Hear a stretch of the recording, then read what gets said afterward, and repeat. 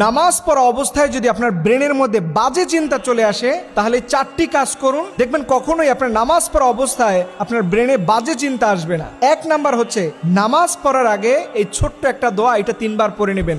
আপনি পড়বেন আউযু বিল্লাহি মিনাশ শাইতানির রাজিম, এইটা আপনি হৃদয় থেকে 3 বার পড়বেন, দেখবেন আল্লাহ তাআলা শয়তানের ওয়াসওয়াসা থেকে নামাজের মধ্যে আপনাকে বাঁচিয়ে দিবেন। 2 নাম্বারে এরপরেও যদি মনের মধ্যে বাজে চিন্তা চলে আসে তাহলে মনে রাখবেন খিনজাব নামক একটা শয়তান আপনার কাঁধের কাছে বসে আছে। এই সময় নবীজি বলেছেন তোমাদের নামাজের মধ্যে যদি বেশি ডিস্টার্ব ফিল হয় তাহলে তোমরা বাম দিকে ফিরে হালকা প্রতীকী থুতু, মানে আপনি থুতুটা পড়বে না, কোনো লালা পড়বে না, জাস্ট প্রতীকী থুতু, এটা আপনি 3 বার ফেলবেন, দেখবেন সাথে সাথে এই খিনজাব নামক যে শয়তান থাকে এটা আপনার থেকে পালিয়ে যাবে।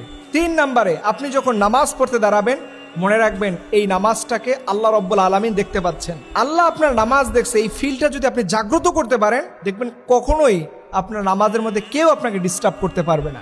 মনে রাখবেন আল্লাহ আপনার নামাজ দেখেন। সর্বশেষ এবং 4 নাম্বার, এই দোয়াটা নিয়মিত পড়বেন যাদের নামাজের মধ্যে বাজে চিন্তা চলে আসে। রাসূল সাল্লাল্লাহু আলাইহি ওয়াসাল্লাম বলেছেন এই দোয়াটা পড়লে আল্লাহ তাআলা তার অন্তরকে দ্বীনের উপরে টিকিয়ে রাখেন। দেখেন আমাদের অন্তর বিক্ষিপ্ত হয়ে যায়, এদিকে সেদিকে মুহূর্তের মধ্যে দৌড়াদৌড়ি ছুটাছুটি করে, বিশেষ করে নামাজের মধ্যে। এর কারণ হচ্ছে আল্লাহর থেকে আমাদের অন্তরকে আমরা প্রোটেক্ট দিচ্ছি না। আল্লাহ নবী বলেছেন ইয়া মুকাল্লিবাল কুলুব সাব্বিত কলবি আলা দীনিক, হে অন্তর পরিবর্তনকারী আমাদের আল্লাহ, আপনি আমার অন্তরকে দ্বীনের উপরে টিকিয়ে রাখুন। এই দোয়াটা পড়লে দেখবেন আপনার নামাজের মধ্যে কখনো বাজে চিন্তা আসবে না। ফরজ নামাজের সালাম ফিরানোর পরেই সাথে সাথে এটা পড়বেন, দেখবেন পরবর্তী নামাজ পড়া আপনার জন্য সহজ হয়ে যাবে। আর একটা গুরুত্বপূর্ণ বিষয় হলো নামাজের মধ্যে যদি মনে করেন যে আপনাকে কেউ ডিস্টার্ব করতেছে, মনোযোগ চলে যাচ্ছে, তখন মনে রাখবেন আপনার নামাজটা আল্লাহর কাছে কবুল হবে।